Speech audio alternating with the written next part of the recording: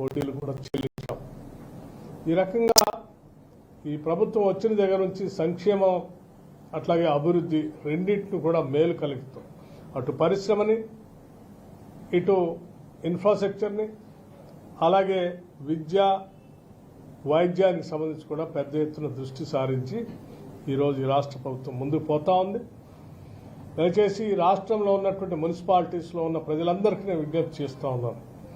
మొదలుపెట్టినటువంటి ఈ సంక్షేమ అభివృద్ధి కార్యక్రమాలు ముందుకు తీసుకొని పోవటం కోసం పెద్ద ఎత్తున మీరు ఈ ప్రభుత్వాన్ని ఆశీర్వదించి కాంగ్రెస్ పార్టీ పెద్ద ఎత్తున ఓట్లేసి అభ్యర్థులు గెలిపించవలసిందిగా విజ్ఞప్తి చేస్తూ ఉన్నాను. నగరాల్లో భవిష్యత్తులో మీ అందరికీ తెలిసిందే, రాష్ట్రం నగరాల అభివృద్ధి దిశగా ప్రయాణం చేస్తూ ఉంది.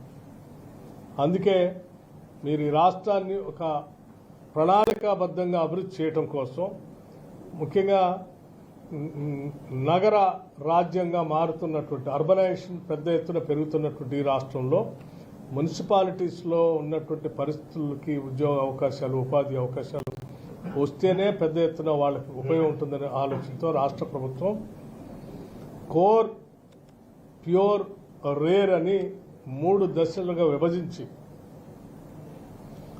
ప్యూర్ అంటే పెరీ అర్బన్ రీజన్ ఎకానమీ, అంటే ఈ మున్సిపాలిటీస్ అన్నింటిలో ఉండేటువంటి ఆ పరిసర ప్రాంతాల్లో అనేక క్లస్టర్స్ తయారు చేసి పరిశ్రమలన్నింటిని కూడా ఏర్పాటు చేసి హైదరాబాద్ నగరం కాకుండా బయట మిగతా ప్రాంతాల్లో కూడా అభివృద్ధిని విస్తరింపజేయడం కోసం ఈ వ్యవస్థని, ప్రణాళికని ప్రకటించాం.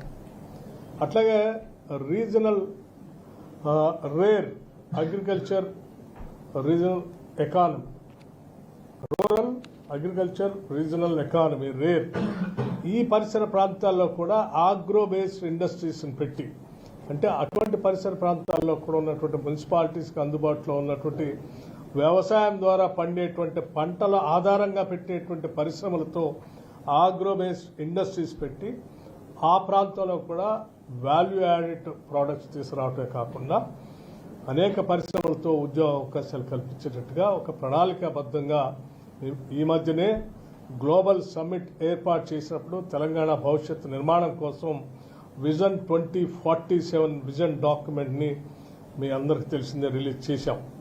గౌరవ ముఖ్యమంత్రి రేవంత్ రెడ్డి గారు ఆధ్వర్యంలో విజన్ 2047 విజన్ డాక్యుమెంట్ని రిలీజ్ చేయడమే కాకుండా ఆ విజన్ని పెద్ద ఎత్తున ముందుకు తీసుకొని పోవటం కోసం ఈ ముఖ్యమంత్రి రేవంత్ రెడ్డి గారి ఆధ్వర్యంలో కేబినెట్ సహచరులు అందరూ కలిసి పెద్ద ఎత్తున ప్రణాళికాబద్ధంగా ఈ రాష్ట్ర అభివృద్ధి కోసం పునాదులు వేస్తూ ముందుకు పోతా ఉన్నాం.